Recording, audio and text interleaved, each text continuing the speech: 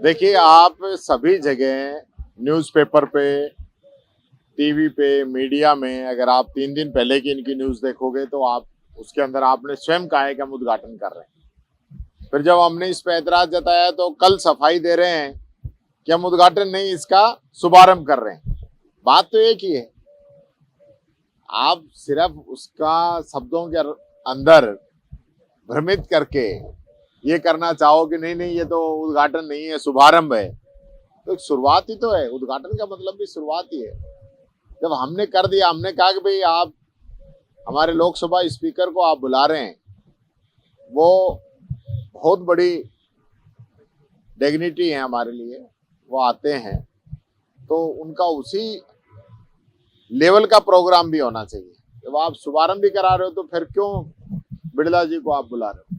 आप खुद ही कर लीजिए, हम साथ हैं आपके। मैंने तो ये सुझाव अध्यक्ष जी को भी दिया था, लेकिन जैसा कि बीजेपी की मंशा है, बीजेपी का चाल चरित्र और चेहरा है कि वो लगातार इस प्रकार की बातों को गुमराह करके और हमारी योजनाओं को, हमारे कामों को, हमारी स्कीमों को अलग अलग रूप में अपना नाम देने का काम करते रहते हैं।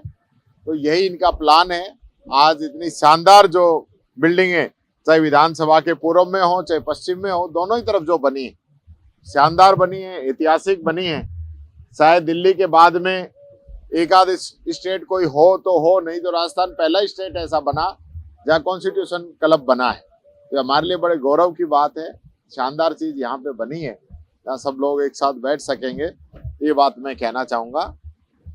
जो जोगराम पटेल ने कहा था कि इसका शुभारंभ किया जा रहा है, अगर वो इस तरह का वापस से आपको इनविटेशन देते हैं तो बहिष्कार आपका रहेगा या फिर आप देखिए, अभी तक इनकी मंशा साफ नहीं है। विधि मंत्री जी क्या है कि कानून के अच्छे जानकार हैं, तो वो जिस प्रकार से कोर्ट के अंदर जिरह करते हैं, इसी प्रकार से वो यहाँ भी मीडिया में शब्दों को इधर उधर हेरफेर करके बोलते हैं। तो वो चीज मैं समझता हूँ चलने वाली उनकी नहीं है।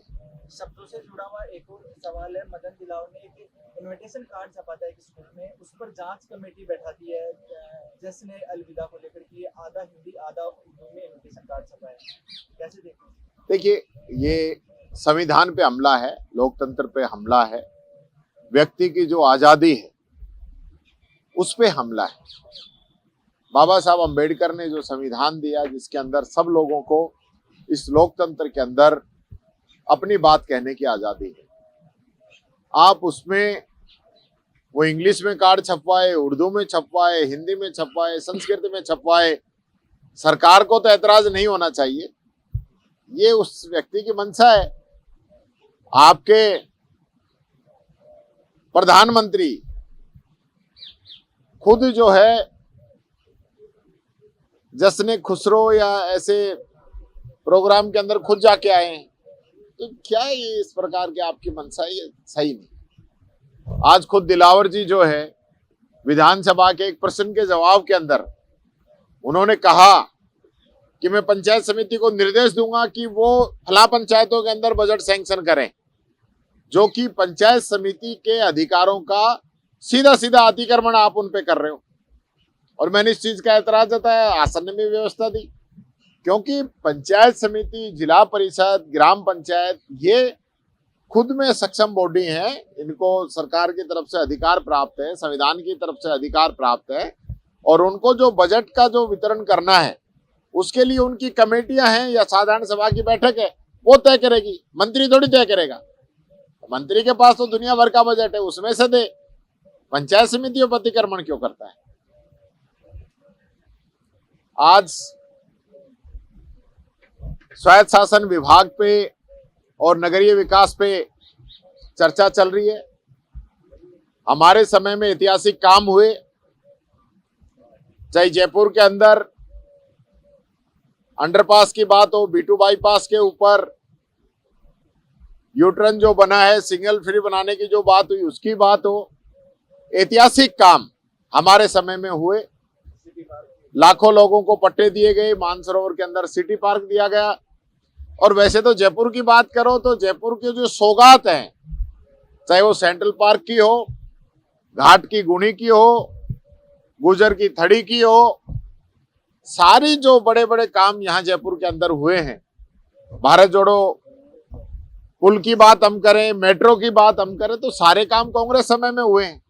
इन लोगों ने तो किया क्या है, सिवाय सिर्फ घोषणाएं कर दो और झूठी वाई लूट लो, इसके अलावा तो कोई काम किया नहीं। गरीबों को हमने पट्टे दिए, उन पट्टों पे ऐतराज है, आप जांच करा लीजिए। आज भी 1.5 साल होने को है, आज भी अगर आप ये कहो पिछली सरकार का भ्रष्टाचार, पिछली सरकार का भ्रष्टाचार, तो भ्रष्टाचार कब खोलोगे आप? आपकी सरकार, आप जांच कीजिए। हमने गरीब लोगों के लिए, आम पब्लिक के लिए इंदिरा रसोई योजना हमने शुरू की, इन लोगों ने उस योजना का नाम भी बदल दिया, अब तो हालत क्या है आप सब लोग जानते हैं। तो कहने का मतलब ये है, जो काम हमारे समय में हुए, आप अभी तक तो सफाई कर्मचारियों की भर्ती तक नहीं करा पा रहे हो। जो आश्वासन पिछली बार आपने मीटिंग में यहाँ अंदर हाउस के अंदर दिए थे, वो आप पूरे नहीं करा रहे हो। तो सिर्फ हवाई दावों से काम चलने वाला नहीं है। आज कई माननीय सदस्यों ने कोटा पे टारगेट किया। यूडीएच को लेकर मैं पूछ रहा हूँ कि श्रीचंद कृपलानी जो भी पहले मंत्री रहे यूडीएच, तो वो मामलों को लेकर भ्रष्टाचार जैसे आरोपी लगाए, तलखी देखने को मिली। देखिए, मैं फिर कह रहा हूँ, कृपलानी जी यूडीएच के पूर्व मंत्री हैं, शांति धारीवाल जी भी पूर्व मंत्री हैं, और खर्रा साहब मौजूदा मंत्री हैं। तो सरकार अब डबल इंजन की है। तो अगर कृपलानी जी को कहीं कोई संदेह है, उनको गड़बड़ लग रही है, उनको लगता है हमने भ्रष्टाचार किया है, तो धारीवाल जी ने स्पष्ट कहा आप जांच करा लो। तो अब आप ये किसको कहना चाह रहे हो कि आपने गलत किया है? तो जनता ने आपको मौका दे दिया, तो आपकी इच्छा शक्ति नहीं है क्या? ये आप गलत बात कर रहे हैं, आप झूठ बोल रहे हैं, आप जनता को गुमराह कर रहे हैं। ये बात मैं कहना चाहूंगा। कोटा में भी ऐतिहासिक काम हुए, जिनको लेके आपकी जो है ना, मन के अंदर एक खींच सी नजर आई कि कोटा में इतना काम कैसे हो गया, इस विधानसभा में नहीं हुआ, उस विधानसभा में नहीं हुआ, कहीं भी हुआ, कोटा में हुआ। तो कोटा भी हमारा ही है, राजस्थान का एक अंग है, हिस्सा है। पूरी दुनिया के लोग, पूरे देश के लोग, वहाँ के बच्चे सब पढ़ने के लिए यहाँ पे आते हैं। तो एक शानदार जो सिग्नल फ्री सिटी बनी, ऑक्सीजन पार्क बना, वहाँ पूरा चंबल रिवर फ्रंट बना, तो एक ऐतिहासिक चीज इस देश के अंदर बनी है, तो उसकी तो आपको खुशी होनी चाहिए। और आपको कोटा से अगर ऐसा लगता है, तो आप कोटा से दुगनी बड़ी चीज जहां आपको अच्छा लगे राजस्थान में, आप बनाकर साबित करके दिखाइए कि आप भी काम कर सकते हैं।